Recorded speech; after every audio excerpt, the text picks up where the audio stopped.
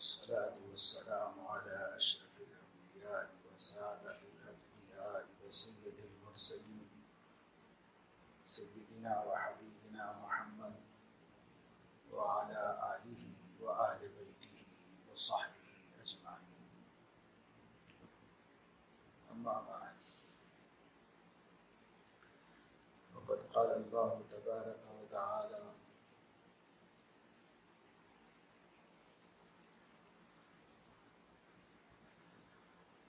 أولئك كتب في قلوبهم الإيمان وأيدهم بروح منه. صدق اللہ العظیم.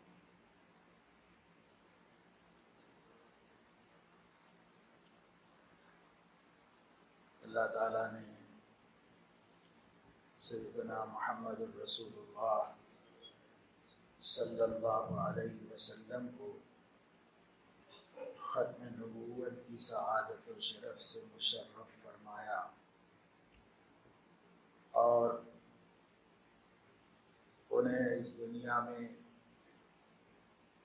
اپنے آخری نبی کی حیثیت سے، اپنے سب سے اعلیٰ و افضل بندے کی حیثیت سے مبعوث فرمایا. تو پہل اور ان کی زندگی کے دوران جن بندوں کو ہدایت اور ایمان کی توفیق دینی تھی ان کو بھی اللہ تعالیٰ نے منتخب فرمایا. حدیث سے معلوم ہوتا ہے حضور اکرم صلی اللہ علیہ وسلم نے فرمایا: جب اللہ تعالیٰ نے تمام انسانوں کی روحوں کو ایک جگہ وجود بخشا، انہیں پیدا فرمایا، تو ان تمام ارواح انسانیت پر اپنی نگاہ انتخاب ڈالی اور ان سب میں سے مجھے خاتم النبیین بنانے کے لیے چنا اور منتخب کیا. پھر اللہ تعالیٰ نے ان روحوں پر دوبارہ نظر ڈالی اور میرے اصحاب کو میرا ساتھی اور میرا مددگار بنانے کے لیے چنا اور انتخاب فرمایا. اس لیے جو صحابہ کرام کی جماعت ہے وہ اللہ کی چنی ہوئی اور انتخاب کی ہوئی جماعت ہے. جیسے اللہ نے نبیوں کو چنا ہے اور نبوت کے لیے ان کا انتخاب فرمایا ہے، اسی طریقے سے اللہ تعالیٰ نے اپنے محبوب اور آخری نبی کے ساتھی اور غمگسار و ہمدرد بنانے کے لیے ایک جماعت کا انتخاب کیا اپنے بندوں میں سے. اس لیے صحابہ کرام عام مومنین نہیں ہیں، بلکہ ان کا مرتبہ اور ان کا درجہ مسلمانوں سے بلند تر ہے اور اعلیٰ و ارفع ہے. ہم یوں کہہ سکتے ہیں کہ ہم لوگ اللہ تعالی کے چاہنے والے ہیں. عربی میں اس کو مرید کہا جاتا ہے اور جس کو چاہا جاتا ہے اس کو مراد کہا جاتا ہے. ہم لوگ اللہ تعالیٰ کے مرید ہیں اور صحابہ کرام اللہ تعالیٰ کی مراد ہیں. اللہ نے ان کو چاہا ہے اور ان کا انتخاب کیا ہے اپنے نبی کی حمایت کے واسطے، اپنے نبی کی نصرت کے واسطے، اپنے نبی کے دین کو مستحکم اور مضبوط کرنے کے واسطے. اسباب کی اس دنیا میں اللہ محتاج تو نہیں تھا، لیکن اسباب کی اس دنیا میں اللہ رب العزت کو اسباب بنانے تھی. اس لیے جس کو سبب بنایا اپنے انتخاب سے، اس کے انتخاب نے اس سبب کو عزت و شرف عطا کیا. صحابہ اب عام مسلمان نہیں تھے، ہے تو وہ مسلمان، ہم بھی مسلمان، لیکن وہ عام مسلمان ہیں، وہ خاص مسلمان۔ قرآن کریم میں اللہ تعالیٰ نے فرمایا وَمَن يُشَاقِقِ الرَّسُولَ مِن بَعْدِ مَا تَبَيَّنَ لَهُ الْهُدَى وَيَتَّبِعْ غَيْرَ سَبِيلِ الْمُؤْمِنِينَ نُوَلِّهِ مَا تَوَلَّى وَنُصْلِهِ جَهَنَّمَ وَسَاءَتْ مَصِيرًا۔ جس نے حق اور ہدایت کے واضح ہو جانے کے بعد، یعنی سیدنا محمد الرسول اللہ صلی اللہ علیہ وسلم کی اعلان نبوت اور دعوت توحید و رسالت و آخرت کے پیش کر دینے کے بعد جس نے نہیں مانا اور نبی کو تکلیف میں ڈالا اور تکلیفیں دی، اور مومنین المومنین کے طریقے کے علاوہ دوسرا طریقہ اختیار، وَيَتَّبِعْ غَيْرَ سَبِيلِ الْمُؤْمِنِينَ، المومنین کے طریقے اور راستے سے ہٹ کر دوسرے راستے کی اتباع کی تو ہم اس کو ادھر ہی پھیر دیں گے جدھر کہ وہ پھر گیا ہے، اور اس کا ٹھکانہ جہنم بنا دیں گے۔ یہاں اللہ رب العزت نے صحابہ کرام کو بڑی عزت عطا فرمائی، ان کے راستے کی اتباع کو ہدایت قرار دیا ہے، اور ان کے راستے سے ہٹ جانے کو گمراہی اور جہنم میں جانے کا ذریعہ اور سبب بتایا۔ اس پر اجماع ہے تمام مفسرین محدثین علماء کا کہ یہاں یتبع غیر سبیل المومنین، غیر سبیل المومنین میں سبیل المومنین سے مراد صحابہ کرام کا راستہ، اس لیے کہ یہ المومنین خاص ہے، عام نہیں، ایک عہد کے ساتھ خاص ہے، اور وہ عہد نبوت ہے، عہد نبوت کے ساتھ خاص ہے۔ صحابہ جن کو زیارت نبی کا حالت اسلام میں شرف حاصل ہوا، صحابہ جو نبی کریم صلی اللہ علیہ وسلم کی صحبت کا شرف رکھتے ہیں، چاہے لمحے بھر کے لیے، حالت ایمان میں آپ کو دیکھا ہو اور آپ کی نگاہ نبوت ان کے اوپر پڑی ہو اور حالت ایمان میں موت آئی، یہ صحابہ ہیں، ان کو جو مقام حاصل ہو گیا، اللہ نے ان کے راستے کو لوگوں کی ہدایت کا سبب بنا دیا۔ نبی کی نافرمانی ایک بات بیان فرمائی، ہدایت کے واضح ہو جانے کے بعد بھی نبی کی دعوت کو قبول نہ کرنا، ان کا کہا نہ ماننا، یہ ایک جرم، اور اسی کے مماثل دوسرا جرم اللہ تعالیٰ نے فرمایا اتبع غیر سبیل المومنین، صحابہ کرام کے راستے کو چھوڑ کر دوسرے راستے پہ چل پڑا تو پھر ہم اس کو ادھر ہی پلٹ کر جہنم میں بھیج دیں گے، اب وہ جنت کا راستہ نہیں دیکھ سکتے۔ بہت بڑی عزت ہے جو قرآن کریم نے صحابہ کرام کو دی، وہ بہت بڑا مقام۔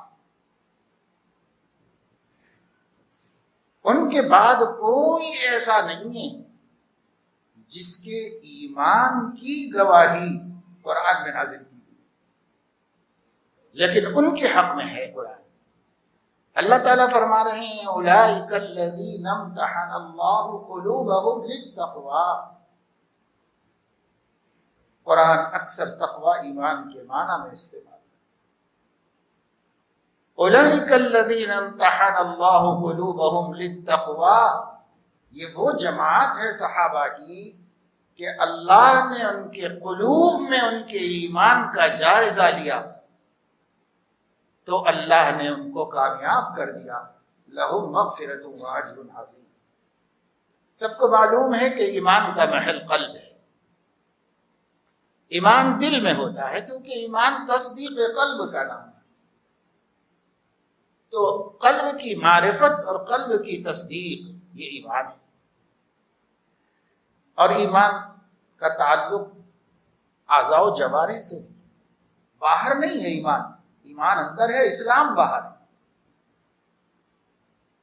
ایمان اندر ہے، اور ایمان جب قلب کے اندر ہے تو کوئی ایسا بندہ نہیں ہے جو قلب کی کیفیت کو یقینی علم کے ساتھ بتا سکے۔ کبھی آپ نے سنا ہوگا کشف قلب، بعد اللہ والوں کے نظر پر بلکہ ان کے دل پر اللہ نے دوسرے کے دل کی کیفیت کھول دی۔ یہ علم ظنی ہے، یہ علم یقینی ہے۔ یہ یقینی علم نہیں ہے۔ یقینی علم سے کوئی نہیں جانتا کہ اس بندے کے دل میں کیا ہے، ایمان ہے، کفر ہے، نفاق ہے، توحید ہے یا شرک ہے، اس کے دل میں کیا ہے کوئی نہیں جانتا۔ لیکن اللہ علیم بذات الصدور ہے، اللہ ما تخفی الصدور کا جاننے والا ہے، اللہ دلوں کے بھید پر واقف ہے، اور دلوں کے راز سے باخبر ہے۔ اس باخبر ذات نے سب کے دل دیکھے ہیں اور سب کے دل اس کے سامنے کھلی کتاب ہے، لیکن ایک جماعت کے بارے میں فرما رہا ہے جن کو صحابہ کہا جاتا ہے، ہم نے ان کے دل کے اندر ان کے ایمان کا امتحان لیا، ان کے ایمان کو آزمایا۔ کہاں؟ اولئک الذین امتحن اللہ قلوبہم للتقوی، آزمایا اللہ نے ان کے دلوں کو ایمان کے لیے، تو یہ کامیاب ہو گئے۔ لہم مغفرۃ واجر عظیم، اب ہمارا وعدہ بھی ہے کہ ان کے لیے مغفرت ہے، اجر عظیم ہے، کیونکہ وہ غیر نبی ہیں، اور غیر نبی سے لغزشیں ہو سکتی ہیں، خطائیں ہو سکتی ہیں، اس لیے مغفرت ہے، ہم بخش دیں گے ان کو۔ لہم مغفرۃ، اور بخشیں گے ہی نہیں، اجر عظیم بھی ان کو عطا کریں گے، اس لیے کہ جو قربانیاں صحابہ کرام نے اپنے نبی کی نصرت کے لیے دی ہیں، اور جو قربانیاں صحابہ کرام نے دین اسلام کی اشاعت کے لیے دی ہیں، حفاظت کے لیے دی ہیں، اس کو کوئی اور تصور بھی نہیں کر سکتا، اس لیے اجر عظیم کا ان سے وعدہ فرمایا۔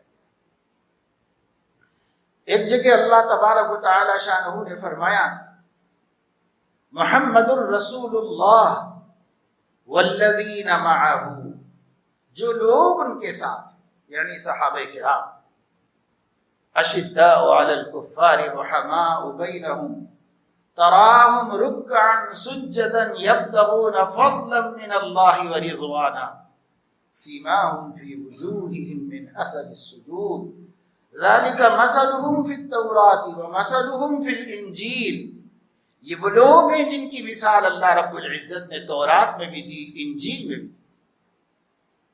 كزرع أخرج شطأه فآزره فاستغلظ فاستوى على سوقه يعجب الزراع ليغيظ بهم الكفار، یہ اللہ نے جیسے کسی آدمی نے بیج ڈالا ہو، کھیتی اگائی ہو، سرسبز و تاشا سرسبز و شاداب ہو گئی ہو، خوب لہرا رہی ہو، اور اس کھیتی کو دیکھ کر کفار کے دل جل رہے ہوں اور غصے میں آ رہے ہیں۔ یہ مثال دی تھی اللہ نے تورات میں صحابہ کی، یہ مثال دی تھی انجیل میں۔ ایسی کھیتی جس کے حاسدین کے دل دیکھ کے جل جائیں، میرے نبی کی کھیتی ایسی ہوگی، یہ مثال دی اللہ پاک نے۔ پھر اس کے بعد اللہ رب العزت نے فرمایا، وعد اللہ الذین آمنوا وعملوا الصالحات لهم مغفرۃ واجرا عظیما۔ تو اللہ رب العزت نے اجر عظیم کا ان سے وعدہ کیا، مغفرت کا ان سے وعدہ کیا۔ ایک اور جگہ اللہ رب العزت نے فرمایا، اولئک کتب فی قلوبہم الایمان، وَأَيَّدَهُمْ بِرُوحٍ مِّنْهُ وَيُدْخِلُهُمْ جَنَّاتٍ تَجْرِي مِنْ تَحْتِهَا الْأَنْهَارُ۔ یہ وہ جماعت ہے صحابہ کرام کی کہ اللہ نے ان کے دلوں میں ایمان کو راسخ کر دیا، جمع دیا، اور روح القدس سے ان کی تائید فرمائی، مدد کی، اور ان کو جنت میں داخل کرے گا اللہ رب العزت۔ یہ اللہ نے 3 وعدے فرمائے صحابہ کرام سے۔ اس میں سب سے پہلی چیز یہ ہے کہ اللہ نے اپنے عمل کا اظہار فرمایا، کتب فی قلوبہم الایمان، اللہ نے ان کے دلوں میں ایمان کو راسخ اور مضبوط کر دیا۔ ایک طرف اللہ اپنے قرآن میں کہہ رہا ہے، جو ایمان کا دینے والا ہے وہ کہہ رہا ہے کہ میں نے ان کے دلوں میں ایمان کو راسخ اور مضبوط کر دیا ہے۔ جب اللہ مضبوط کر دے تو یہ ایمان زائل کیسے ہو سکتا ہے، اور یہ ایمان کمزور کیسے ہو سکتا ہے؟ اور دوسری طرف روافض و شیعہ کہتے ہیں کہ جب حضور علیہ السلام کا وصال ہوا تو چند صحابہ کو چھوڑ کر باقی سب کے سب نعوذ باللہ مرتد ہو گئے، اسلام سے پھر گئے، اور زندگی میں بھی منافقانہ طور پر آپ کے ساتھ رہے، اور جب آپ کی موت ہوئی تو یہ لوگ اس دین کو چھوڑ کر پھر گئے اور مرتد ہوئے۔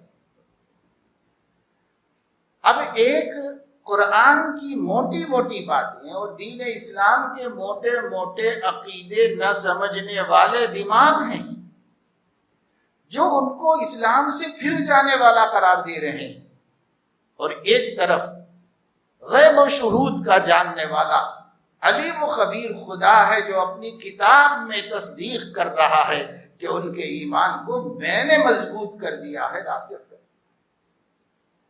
تو بتائیے کہ خالق کی اس خبر کو ہم ایمان لائیں گے یا مخلوق کی خبر پر؟ مخلوق کی خبر غیر معتبر ہے، خالق کی خبر با اعتبار۔ مخلوق دلوں کے بھید جان نہیں سکتی، خالق دلوں کے بھید کو جانتا ہے، اور دلوں کا بھید جاننے والا ان کو ایمان والا کہہ رہا ہے، بلکہ ان کے ایمان کو مضبوط اور راسخ بتا۔ میں نے کیا، اللہ کر دے تو کون بگاڑ سکتا ہے؟ من یہدہ اللہ فلا مضل لہ، جسے اللہ ہدایت دے دے اسے کوئی گمراہ نہیں کر سکتا۔ ایک جگہ قرآن کریم میں اللہ تبارک و تعالی شانہ نے ارشاد فرمایا ہے، لا يستوی منکم من انفق من قبل الفتح وقاتل اولئک اعظم درجة من الذین انفقوا من بعد وقاتلوا۔ جو لوگ فتح مکہ سے پہلے نبی پر ایمان لائے اور نبی کا ساتھ دیا، وہ، اور جو فتح مکہ کے بعد ایمان لائے اور نبی کا ساتھ دیا، دونوں مرتبے میں برابر نہیں ہو سکتے۔ ظاہر ہے کہ جو لوگ مشکل کی گھڑیوں میں 23 میں سے 20 سال تک ساتھ دیا تھا، جب کمزور تھے، جب ضعیف تھے، جب مجاہدوں کا وقت تھا، جب ظلم سہنے کا زمانہ تھا، تو پوری وفاداری کے ساتھ نبی کے ساتھ کھڑے ہوئے تھے۔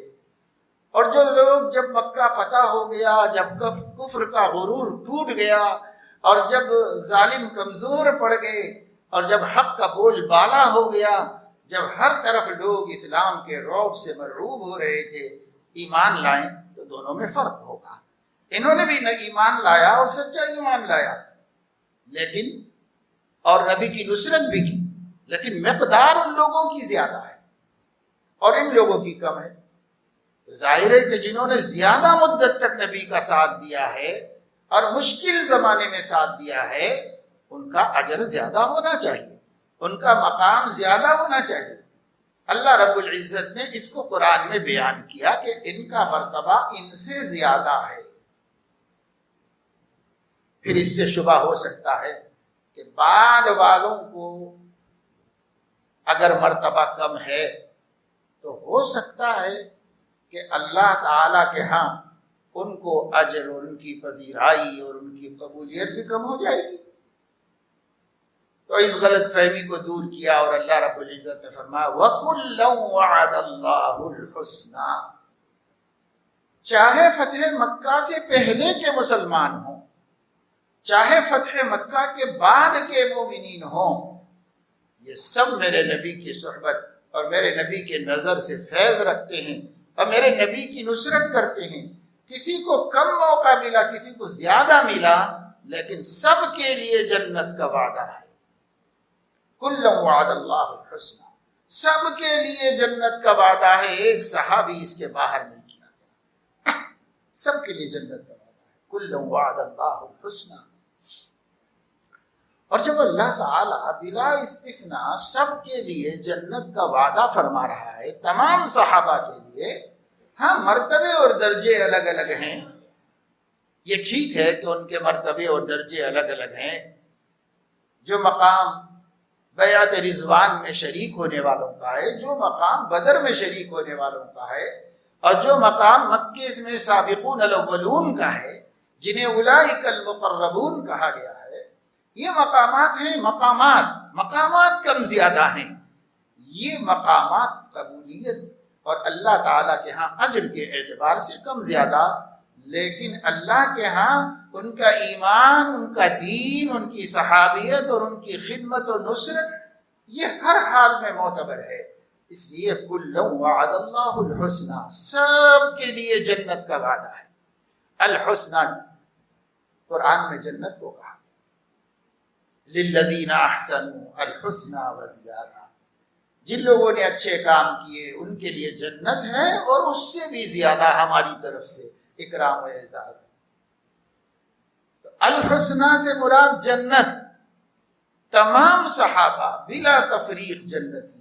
اللہ تعالیٰ فرما رہے کہ ان کے لیے جنت ہے اور لہم مغفرۃ و اجر عظیم. مغفرت اور اجر عظیم ہے ان کے لیے. تو اللہ تعالیٰ نے جب جنت کا وعدہ فرما دیا تو ہم ان کو کیسے جہنمی کہہ سکتے ہیں؟ اس لیے بحیثیت مجموعی تمام صحابہ کرام کو اللہ نے جنت کی خوشخبری سنائی ہے. وہ جنتی لوگ ہیں. اللہ تعالیٰ ان سے محبت فرماتا ہے. ایک جگہ اللہ تعالیٰ نے فرمایا رضی اللہ عنہم ورضوا عنہ. اللہ تعالیٰ ان سے راضی ہے اور وہ اللہ رب العزت سے راضی ہے. اللہ تعالیٰ ان سے راضی ہے اور وہ اللہ رب العزت سے راضی ہے. اس لیے کہ جب وہ اللہ سے راضی ہو گئے، اللہ کے فیصلوں سے راضی ہو گئے، تو اللہ تعالیٰ بھی ان سے راضی ہو گیا.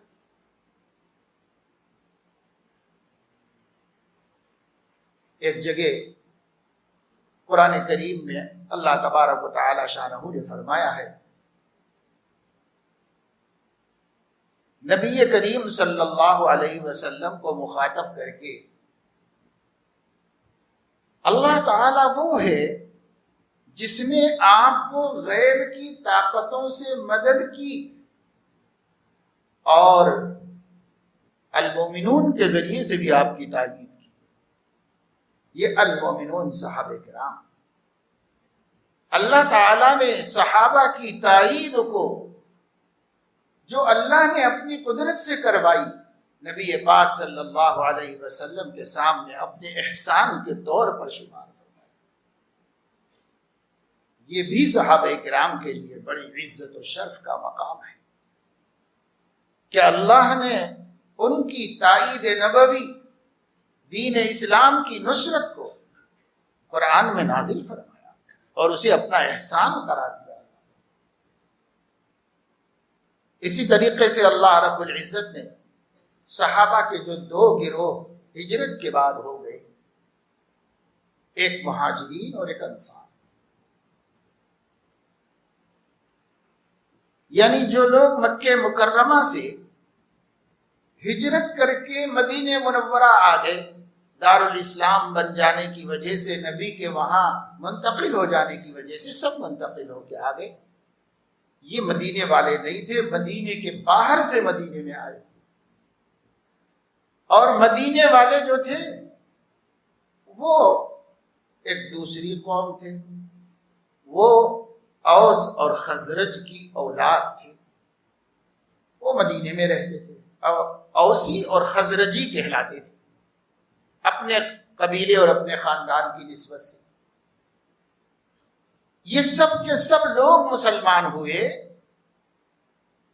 حضور علیہ السلام کی دعوت سے مکے میں سن کر متاثر ہو کر،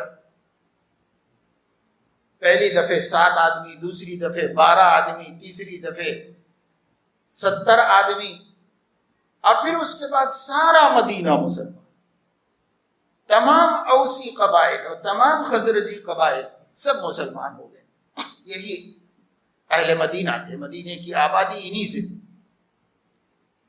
یہ لوگ کاشتکاری کرتے تھے، باغات لگاتے تھے، یہ ان کا ذریعہ تھا۔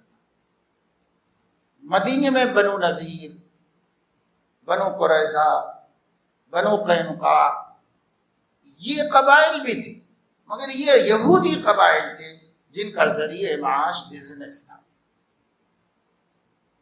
تو یہودی تو خیر اسلام میں آئے نہیں، برائے نام اکا دکا کوئی آیا اور عداوت و دشمنی ہی پر قائم رہے، بالآخر جلا وطن کیے گئے اور مدینے سے نکال کے باہر کر دیے گئے۔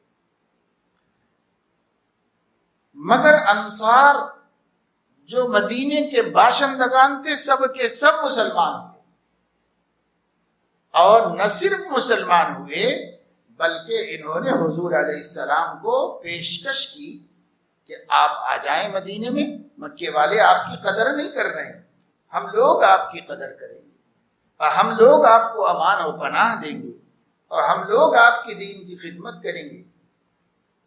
اور اللہ کو بھی یہی منظور تھا، اس کی مشیت نے اسی کو پسند کیا۔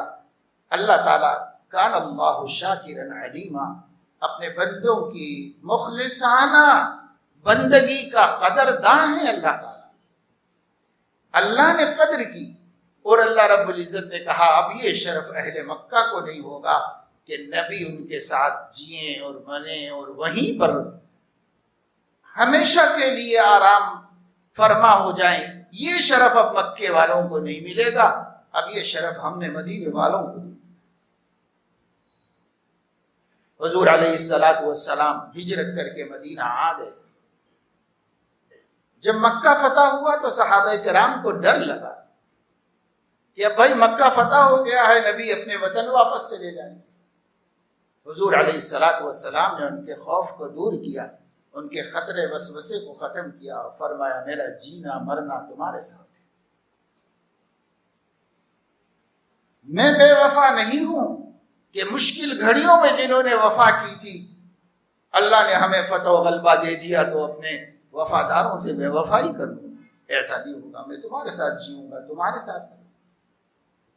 ایک مرتبہ آپ نے مہاجرین کو کچھ مال عطا فرمایا تھا اور اس میں ان کا لحاظ فرمایا تھا، تو بعض انصار کو فطری طور پر اس میں کچھ شکایت ہوئی، تو آپ صلی اللہ علیہ وسلم نے انہیں بلا کر فرمایا کہ بعض لوگوں کو میں کسی مصلحت سے دے دیتا ہوں، کوئی مصلحت ہے، ان کی تالیف قلب ہے، ان کو جمانا ہے، ایسی کوئی مصلحت میری نظر میں ہوتی ہے تو میں ان کے ساتھ کوئی خصوصی امتیازی معاملہ کر لیتا ہوں۔ لیکن کیا تم کو یہ بات پسند نہیں ہے کہ ان کو تو مل جائے مال و متاع اور تمہیں مل جائے اللہ کا رسول؟ انہوں نے کہا کہ ہم اللہ کے رسول کو پا کر کسی اور چیز کے محتاج ہیں، ہم اسی سے راضی و خوش۔ تو حضور علیہ السلام نے ہمیشہ ان کا خیال رکھا، بلکہ وصیت فرمائی تمام امت کے مسلمانوں کو کہ وہ حضور انصار مدینہ کے ساتھ محبت رکھیں۔ صحیح بخاری میں حدیث ہے کتاب الایمان میں، اور اس کا عنوان امام بخاری رحمہ اللہ نے فرمایا کہ حب الانصار من الایمان، انصار مدینہ سے محبت رکھنا ایمان ہے، اور بعض حدیثوں میں ان سے بغض کو نفاق کرا۔ اتنا بڑا حضور علیہ السلام نے ان کو ان کے نصرت دین کا ثمرہ اس دنیا میں دیا۔ یہ انصار کہلائے دین کی نصرت کرنے کے واسطے۔ انصار ناصر کی یا نصیر کی جمع ہے، مدد کرنے والے کو کہتے ہیں، مدد کرنے والے کو۔ یہ انصار دین کے مددگار۔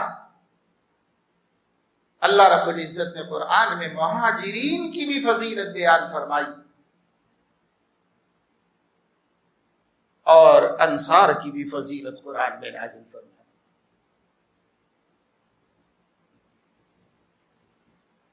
انصار اور مہاجرین دونوں قرآن کی سند سے فضیلت والے ہیں، اور ان سے محبت رکھنے کو حضور علیہ السلام نے ہمارے لیے علامت ایمان کرا۔ یہی حال مہاجرین کا بھی، اللہ کے لیے انہوں نے گھر چھوڑا، وطن چھوڑا۔ کتنے مہاجر وہ ہیں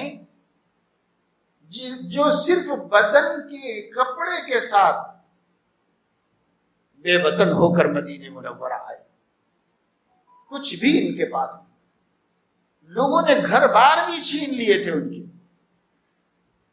خود حضور علیہ السلام کی بڑی صاحبزادی سیدہ زینب رضی اللہ تعالی عنہا مسلمان ہو کر ہجرت کرنے کے لیے مدینہ منورہ تشریف لا رہی تھی۔ مکے سے نکلے تو ان کے سسرال کے لوگوں نے آ کر گود سے بچے کو چھین لیا، اور حضور علیہ السلام کی صاحبزادی کے ساتھ سخت ترین بدتمیزی کا معاملہ ہوا، اذیت پہنچائی گئی۔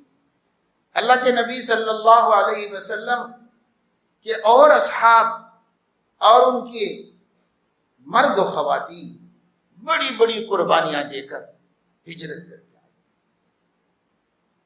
حضرت زینب رضی اللہ تعالیٰ عنہا کا تو قصہ یہ ہوا کہ ان کو ایک برچھی ماری گئی پیٹ پر، اور اس کی وجہ سے وہ زخمی ہوئی، حمل ضائع ہوا، مدینہ پہنچ تو گئی، لیکن مدینہ پہنچنے کے بعد اسی کے اثر سے بیمار رہ کر بالآخر وفات۔ اللہ کے نبی صلی اللہ علیہ وسلم نے اپنے ہاتھوں سے ان کو قبر میں اتارا اور ان کی تدفین کی۔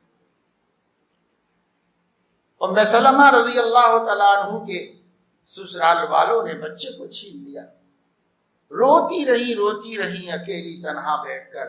پھر کچھ لوگوں کو رحم آیا تو انہوں نے دلوا دیا۔ کتنے صحابہ ہیں گھر بار چھوڑ کے چلے آئے، گھر بار تو سب نے چھوڑا، مال بھی چھوڑ دینا پڑا۔ ایک صحابی سے مکے والوں نے کہا کہ تم جب اپنے وطن سے مکہ آئے تھے تو غریب تھے، اب تمہارے پاس جتنا مال و منال ہے یہ سب یہاں کا کمایا ہوا ہے، تم جیسے آئے تھے ویسے جانا چاہو تو چلے جاؤ، لیکن مال نہیں لے جاؤ۔ انہوں نے کہا سارا مال جو میں نے کمایا ہے وہ سب تم لے لو، اب بس مجھے اتنی اجازت دے دو کہ میں اپنے نبی کے پاس چلا جاؤں۔ کس چیز کی کیا قیمت ہے نبی پاک صلی اللہ علیہ وسلم کی نصرت اور ان کی مدد کے مقابلے میں؟ تو یہ قربانیاں دے کر صحابہ، اس لیے مہاجرین کی بھی بڑی فضیلت اللہ نے بیان فرمائی، اور انصار کی بھی فضیلت اللہ نے قرآن کریم کے اندر بیان فرمائی۔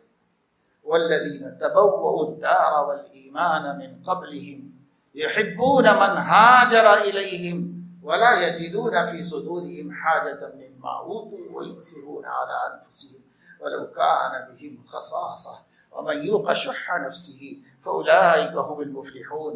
اللہ نے ان سب کو فلاح پانے والا، اب اللہ تو انصار کو سب کو فلاح پانے والا کہے، اور اگر کوئی بد نصیب ان کو ناکام ہونے والا قرار دے تو وہ خدا کا مد مقابل ہے، اور جو خدا کا مد مقابل ہے اس کا ساتھ ہمارا کیا ساجھا ہو سکتا ہے؟ ہماری کیسی دوستی ہو سکتی ہے؟ ہمارے کیسے علائق و تعلقات اور رشتے ہو سکتے ہیں جو خدا کے مقابلے میں کھڑا ہوا اور خدا تعالیٰ کے مقابلے میں صحابہ کا دشمن بن گیا؟ اس لیے دشمنان صحابہ ہمارے دوست نہیں۔ دوست کا دشمن اپنا دشمن ہوتا ہے، دوست نہیں ہوتا۔ صحابہ ہمارے دوست ہیں، ان سے محبت ہمارے ایمان میں داخل ہے۔ اہل السنت والجماعت نے مسلمانوں کے اور اہل السنت والجماعت کے عقیدوں میں اس کو بھی شامل کیا ہے کہ اصحاب رسول صلی اللہ علیہ وسلم سے بلا تفریق محبت رکھنا۔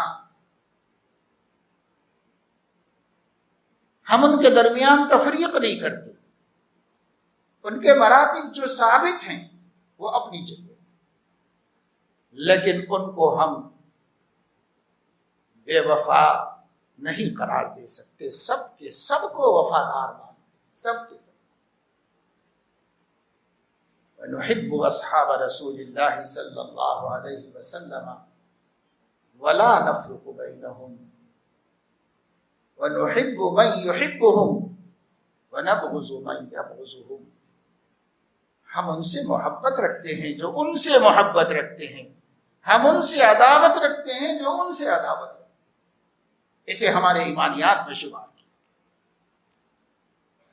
لوگوں کو اس وقت صلح کل بننے کا، رواداری کا اتنا غلو ہو گیا ہے کہ اپنے قریبی رشتہ داروں سے، خونی رشتہ داروں سے، بسا اوقات ماں باپ سے چھوٹی چھوٹی باتوں میں ترک تعلق کرتے ہیں اور کوئی رواداری کے لیے تیار نہیں ہوتے، لیکن بد عقیدہ لوگوں کے بڑے روادار بن کے پھرتے ہیں۔ بڑے روادار ہیں، لوگوں سے رواداری کرتے ہیں۔ بد عقیدہ لوگ، دشمنان صحابہ، ان کے روادار بنے ہوئے۔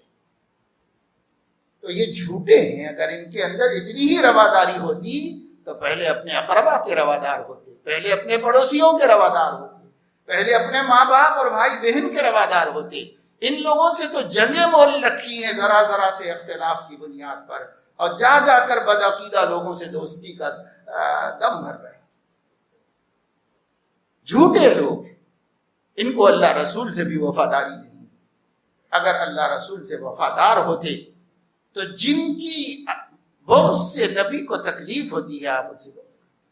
ہر جمعے کو خطبے میں اعلان ہوتا ہے نبی کی اس ارشاد گرامی کا، جو آپ نے مسجد نبوی کے ممبر پہ کھڑے ہو کر اعلان کیا تھا، اللہ اللہ فی اصحابی، یعنی اتقوا اللہ اتقوا اللہ۔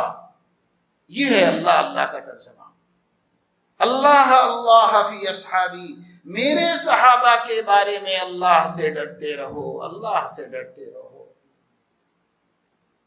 لا تتخذوہم غرضا من بعدی، بعد میں ان کو کسی غرض کا وسیلہ نہ بناؤ۔ فمن احبہم فبحبی احبہم ومن ابغضہم فببغضی ابغضہم۔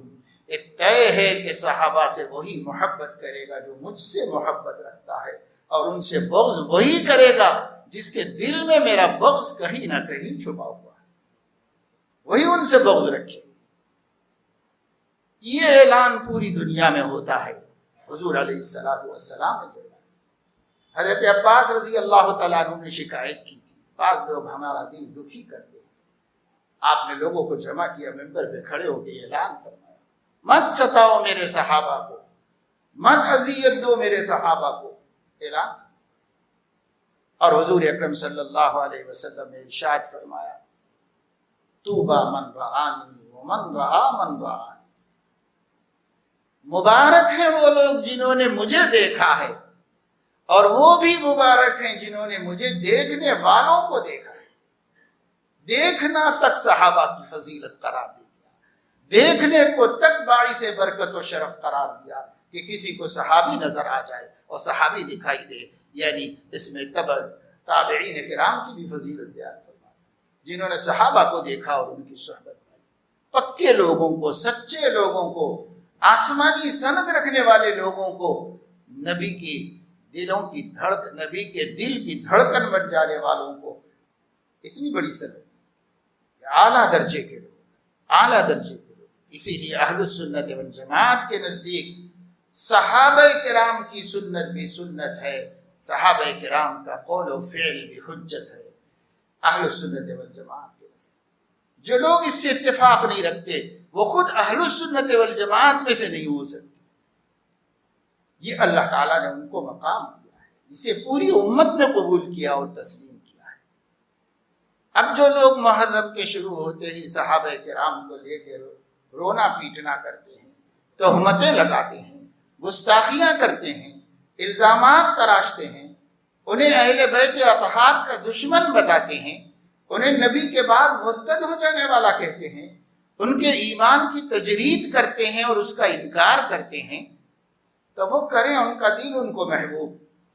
لیکن ہم سنیوں کو چاہیے کہ اپنے عقیدوں کو اپنے گھروں میں اتنا چرچا کریں، اتنا چرچا کریں کہ ہمارے گھر کی عورتوں کے ذہن صاف ہو جائیں، ہمارے بچے بچے کے دل میں صحابہ کرام کی طرف سے دل صاف ہو اور ان کے لیے محبت کا جذبہ موجزن ہو اور ان کے دلوں میں موجیں مار رہی ہوں صحابہ کرام کے حق میں محبت کی۔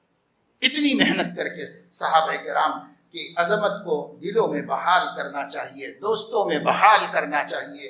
کتنے مسلم نوجوان ایسے ہیں جنہوں نے صرف اپنے یارانے دوستانے میں صحابہ اور خلفائے راشدین کے بارے میں جھوٹی اور من گھڑت افسانے سن کر اپنا ایمان خراب کر رکھا ہے۔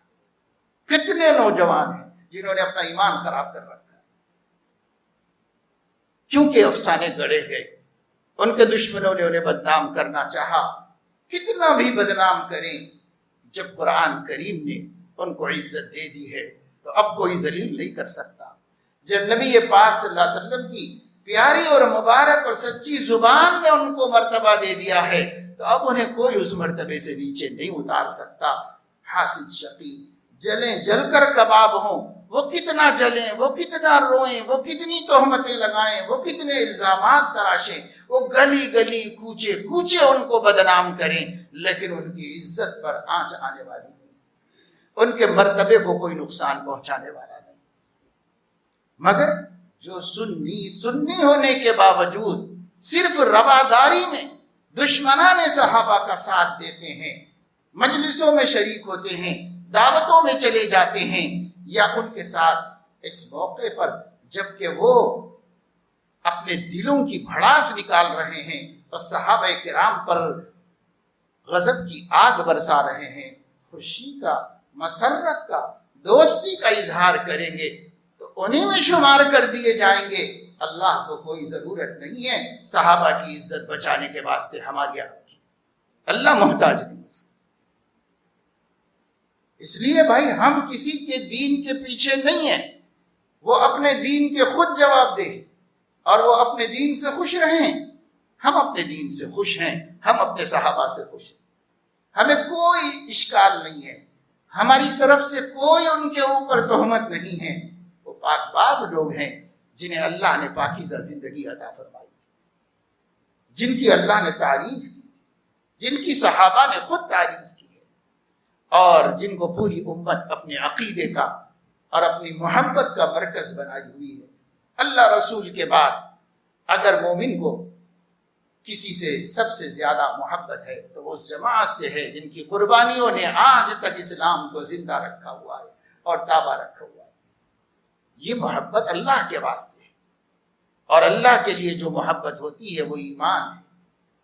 الحب فی اللہ والبغض فی اللہ، یہ ایمان ہے، ایمان کی مضبوط کری، یہ محبت ہماری سے۔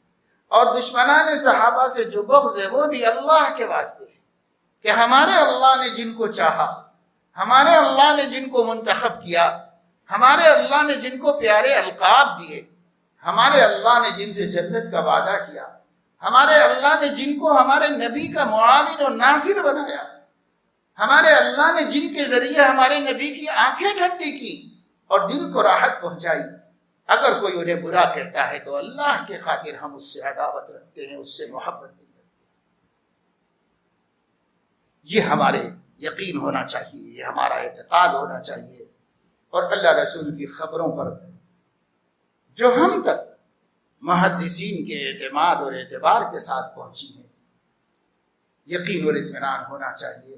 اللہ تعالی ہمیں اس کی توفیق نصیب فرمائے۔ دو باتیں اس وقت میں مسئلے کی آپ لوگوں کو بتانا ہے، بعض حضرات اس کے خلاف کرتے ہیں اس لیے بتانا ہے۔ ایک تو یہ ہے کہ جو لوگ دیر سے آئے وہ گردنیں پھلان کر آگے نہ آئے.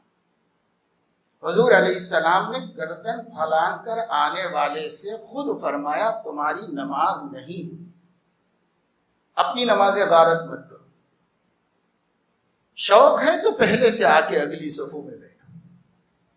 دیر سے آنا اور لوگوں کی گردنیں پھلان کر اپنی شان بتانے کے لیے آگے گھسنا یہ نبی کو ناراض کرنے والی چیز ہے اور اسلامی آداب کے خلاف ہے. بعض لوگوں کا غرور ان کو کہیں بھی بیٹھنے کی اجازت نہیں دیتا. عبداللہ ابن مسعود جیسے صحابی مسجد کے دروازے میں بیٹھ گئے. ہماری کیا شان ہے کہ ہمیں جہاں جگہ مل گئی وہاں نہیں بیٹھنے کے لیے تیار ہیں. گھس گھس کے گردنیں پھلان کے آتی ہیں.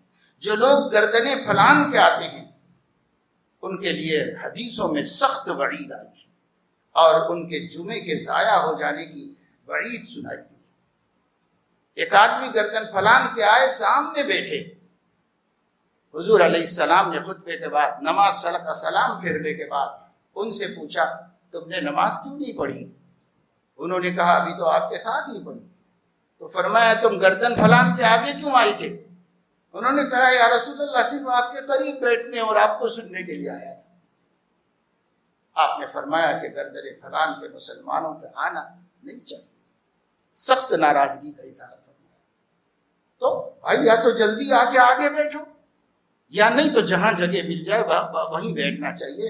گردن پھلاننا ہر آدمی کو برا بھی لگتا ہے، اسی لیے اسلام منع کرتا ہے. کسی کے کندھوں پہ سے پیر ڈال کے اور کسی کو بیچ میں سے گھس کے آپ آگے آ رہے ہیں. تو بھائی میرے دوستو ایسا مت کرو. پہلے آ کر پہلی صفوں میں بیٹھنا یقیناً فضیلت ہے، لیکن بعد میں آ کر آگے گھسنا یہ صحیح نہیں ہے. یہ طریقہ غلط ہے، اسلامی تہذیب اور اسلام کی تعلیم کے خلاف ہے.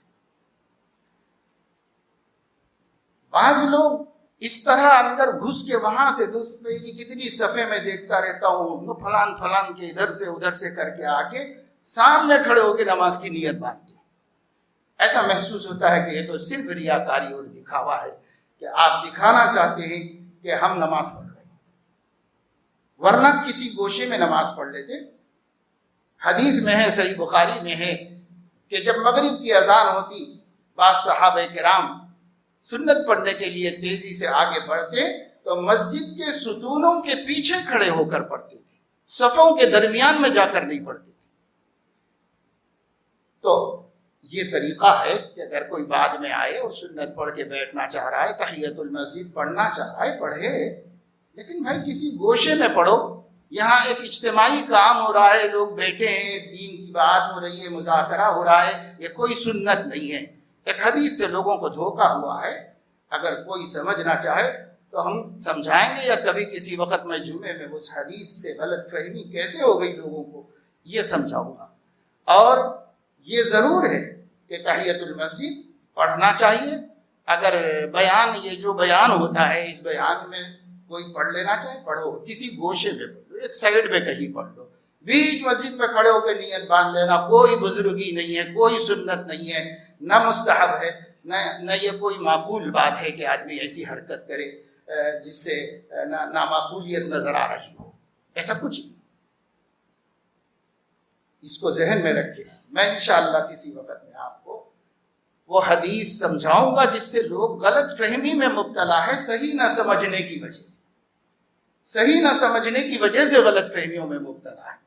اس لیے جو لوگ اس حدیث کی وجہ سے خطبے کے دوران بھی تحیت المسجد پڑھنے کو ضروری سمجھتے ہیں، لازمی سمجھتے ہیں، ان کو ہم منع نہیں کرتے، مگر ہم یہ کہتے ہیں اتنی تہذیب تو ہو کہ بھائی ایک گوشے میں پڑھ لو، کسی کنارے میں پڑھ لو. بیچ بیان کے بیچ میں آ کے بدتمیزی نہیں تو اور کیا کہا جائے گا اس کو. یہ بیچ میں نہیں ہونا چاہیے، کسی گوشے میں آدمی کو پڑھ لینا چاہیے اور پڑھ لو. اور جو باقی حضرات ہیں جو ہماری تعلیمات سے مطمئن ہیں ان کو ہم یہی بتاتے ہیں کہ احادیث شریفہ کی روشنی میں یہی افضل ہے کہ جب مسجد میں خطبہ ہو رہا ہو تو سنت نہ پڑھی جائے، اس میں شریک ہوا جائے اور اس میں بیٹھا جائے. یہی افضل و اعلیٰ ہے اور اس سنت کی ہمارے ہاں تعبیر ہے. ایک تو یہ کہ نہایت غریب شخص تھا سلیق غطفانی، جس کو حضور علیہ السلام نے مسجد میں کھڑایا تھا، خطبہ روک کر خطبہ نہیں دے رہے تھے، خطبہ روک کر کھڑا کیا تھا اور فرمایا تھا کہ تم تحیۃ المسجد پڑھو۔ مقصد یہ تھا کہ جو لوگ حاضر ہیں اس کی غربت کو دیکھیں اور اس کی مدد کریں۔ اس وقت آپ خطبہ نہیں دے رہے تھے، خطبہ روک لیا تھا، اور خطبے کے دوران نماز پڑھنا منع ہے۔ لیکن پھر بھی اگر کچھ لوگوں کا یہی خیال ہو اور وہ ایسے ہی علماء سے اتفاق رکھتے ہوں تو میں نہیں ان پہ سختی کرتا، لیکن اتنی گزارش کرتا ہوں کسی سائڈ میں یہاں ڈسٹرب کرنا، بیچ میں آ کے کھڑے ہونا اور گردنیں پھلانگ کے بیچ مسجد میں آنا، کس کو دکھانا ہے بھائی؟ آپ کسی بھی گوشے میں پڑھو، اللہ دیکھ رہا ہے، اللہ کے لیے نماز پڑھی جاتی ہے۔ اللہ تعالی ہمیں سمجھ نصیب فرمائے اور تعصب سے اور اپنے مسلکوں کی تنگیوں سے باہر نکال کر اللہ رب العزت ہمیں تہذیب کی زندگی گزارنے کی توفیق عطا فرمائے۔